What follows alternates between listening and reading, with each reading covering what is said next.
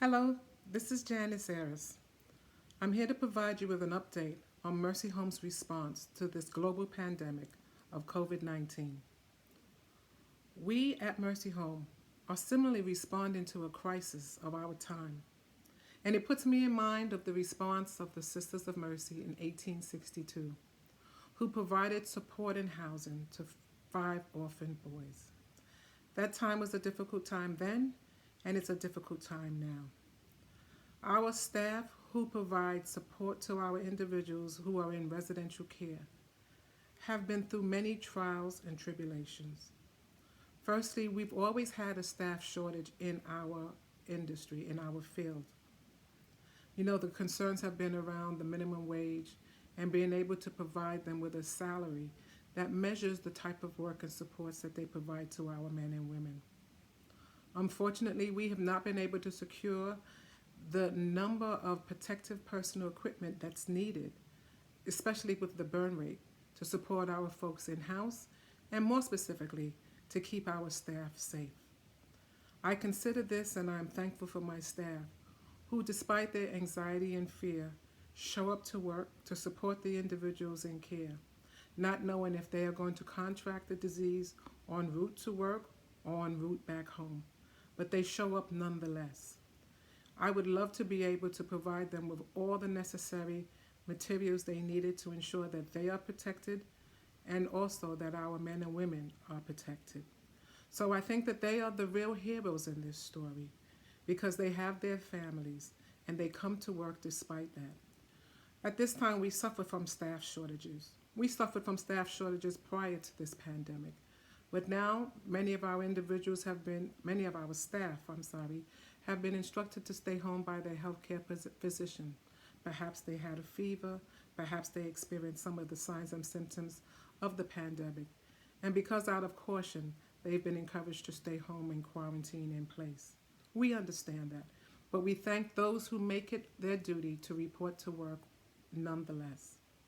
I'm also mindful of our individuals at this time, our men and women in care, who don't necessarily understand the concept of social distancing, who struggle with what this means, who usually respond to kind words and encouragement and positive reinforcement, that they too now may have to stay away from another individual who's experienced a high fever.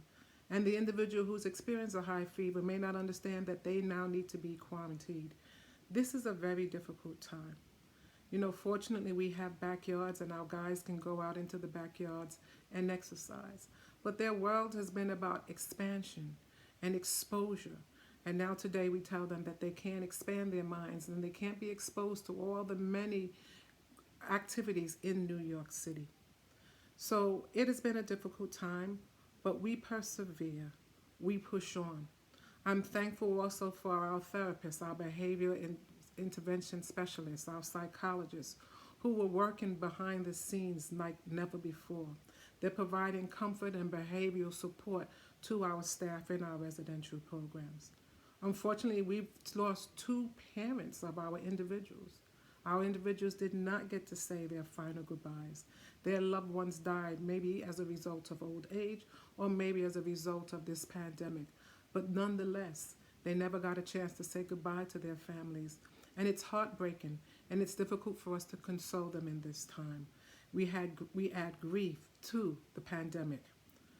Sometimes I'm lost for words, but I'm encouraged because when I look to my left or to my right and my colleagues are there, we find a words to encourage one another. But most of all, we want to thank our psychologists, our behavior intervention specialists, and our behavior mentors because they're on the ground, they're providing support to our men and women. We also want to thank our other therapists and our creative art programs who've been coming up with creative and innovative ways to provide support. They're working with families using technology, video conferencing, to make sure that some of these therapies continue. We spoke about music therapy, we spoke about art therapy, we spoke about yoga therapy in the past. These things are now brought to our individuals, our children of the Creative Arts Program in ways that have been different, new, and fresh. And I'm excited about that. So sometimes out of disappointment comes opportunity. Out of weakness comes strength. And I'm thankful for every therapist who has developed new therapies, new ways to deliver those therapies to our individuals. We're more concerned at Mercy Home also around financing. We don't want to put a dollar amount on this issue, but we've had to make significant expenditures in order to provide these therapies, making sure that residential programs have laptops or tablets, making sure that some of them get dispersed to our families who care for their loved ones in home. We've had to expend some money on trying to obtain those personal equipment pieces that we need, and they've come at a pretty cost. We have not necessarily received them from our PWDD, and I'm disappointed by that. But we're thankful for our partners who have worked with us and supplied us with personal protective equipment. The Brooklyn Borough President's Office has been wonderful. Merrick Pharmacy has been wonderful. We've even gotten support from some of our contractors, such as Pasita, and we're really, really grateful for all of that. It's been a difficult time for us, but most of all, I want to send a message that we will be okay, that we will look to God and our faith will keep us, that we will do well in the future. We may have some hurdles that we will have to climb out of after this. We're not sure where this pandemic is going to take us.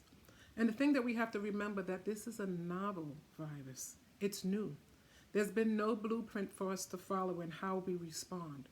But our response has been in what's best for our individuals that we support. Our response has been what's best for our staff and how do we ensure that we provide them with a livelihood while others around them may be unemployed. We're really working hard to make sure that we can keep the lights on.